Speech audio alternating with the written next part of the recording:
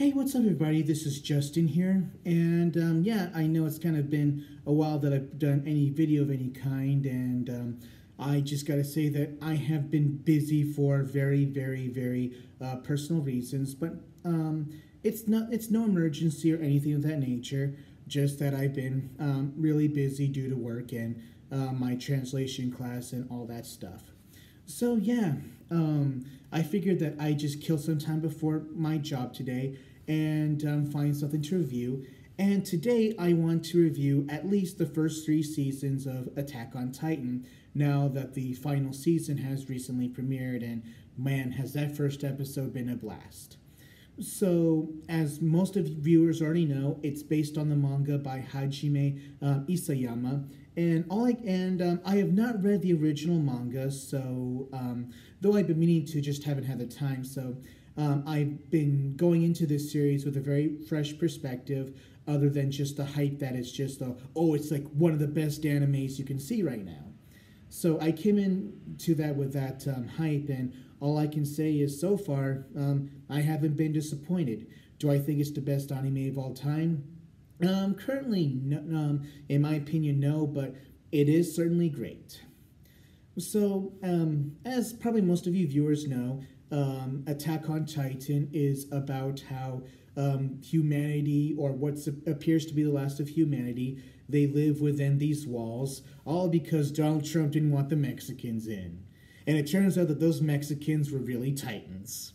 But, for centuries, the humanity were safe behind the walls until one day a Titan that exceeded the height of the walls just came barging in, and with an army of Titans, they fucked everything up. And Eren Yeager, the main character, had to witness his mother being eaten by a Titan right in front of him. And along with his friends Armin and Mikasa, they swear revenge and join the Scout Corps, where they train to be badasses to fight the Titans. But, yeah, the story is very straightforward. It shows and tells what it is, what Eren's motivations are, and why he wants to fight. Every character has a role to play, whether big or small, or whether they have this presence or not. They all have something to do, and they all have some sort of contribution. And I think that's what's really cool about this series. I won't say that anyone can be the hero or the main character. It's just that, like, everyone has a role to play, and I think that's what's really important with characters. And of course, a lot of shonen anime and manga, they tend to get criticism for, let's say, oh, this character is useless. Like, why does this character exist? But except for Attack on Titan, for at least over 90% of the cast, everyone has some sort of role to play, big or small, but it all contributes to the grand scheme of things. That's what I like about it. And as the story progresses, yes and no, it is predictable here and there, but while this part is predictable, like you know the what, it's just the how that makes it really unpredictable. And that's what I really like about it. Sometimes for some people the what is what matters, but for some people it's the how that what matters, or sometimes both or neither. But for the most part, of course I do care about the what, but of course the how is also what's important to me, and that's why I really enjoy this series. And the action is just really mind-blowing.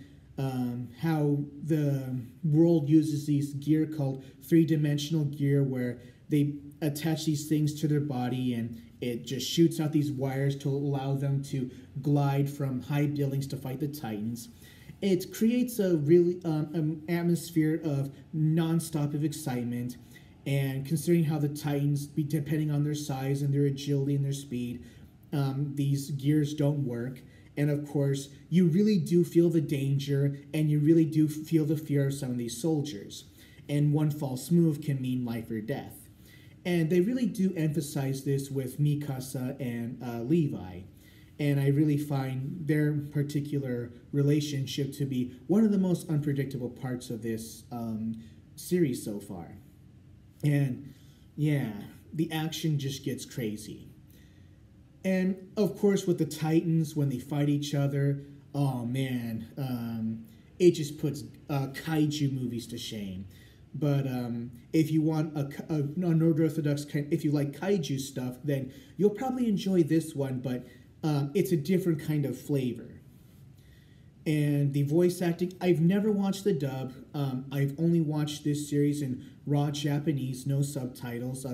I've watched it on Netflix, Japanese Netflix, and the voice acting is just very, very phenomenal. Every actor, they know how to get their character down. With the guy who plays Eren, I believe his name is Yuki Kaji, I believe. He just knows how to capture all of his emotions. Like, he knows when to bring out the fear from him. He knows when to bring out the intensity. Everything you can think of, he can just do it. And with the voice actress of Armin, you really do feel that he cares about his friends, and you also feel that intellectual side of him and how he's a very strategic person. And with Mikasa, you really do feel her maternal feelings towards Eren, and how she always maintains a clear head no matter what the situation. And the guy who plays Levi, I just can't think of him at the top of my head.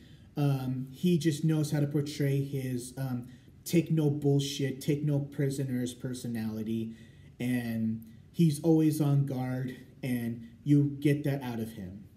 And the guy who plays the commander, what was his name? He had the blonde hair. It's not Reinhardt who. It was the commanding officer of Levi. But yeah, I could look it up, but I just don't want to right now. But yeah, the voice actor, he knows how to capture his experience and his charisma. So you really do feel the life through the voice actors, and I really like that. And the music, especially the opening and ending themes, they're just incredible. Red Swan, the opening thing of part 1 of season 3, you couldn't have asked for a better combination of Yoshiki from X Japan and Hyde from Larkin CL. I would put this as one of my top 5 opening themes of all time. It just really captures the emotion, and you got the most talented musicians in Japanese rock to put together this amazing masterpiece. What more could you ask for? And if you don't know who Hyde or Yoshiki is, then you don't know what J-Rock is all about. And the art style, from what I understand, based on what I see in the original manga, the anime does a very great job of capturing the style of Hajime Isayama. It really captures this gritty world. And you can see the fear in their eyes. You can see the intensity, the 1,000-yard stares, just about all the doom and gloom you can think of. That's what this animation and the art does a great job of. And the designs of the Titans here and there, they can be silly, or they can just be really freaky. But with the 4th season finally premiered, I look forward to how this ends, and hopefully, it won't have a shitty ending like Game of Thrones. So if you haven't, check out Attack on Titan.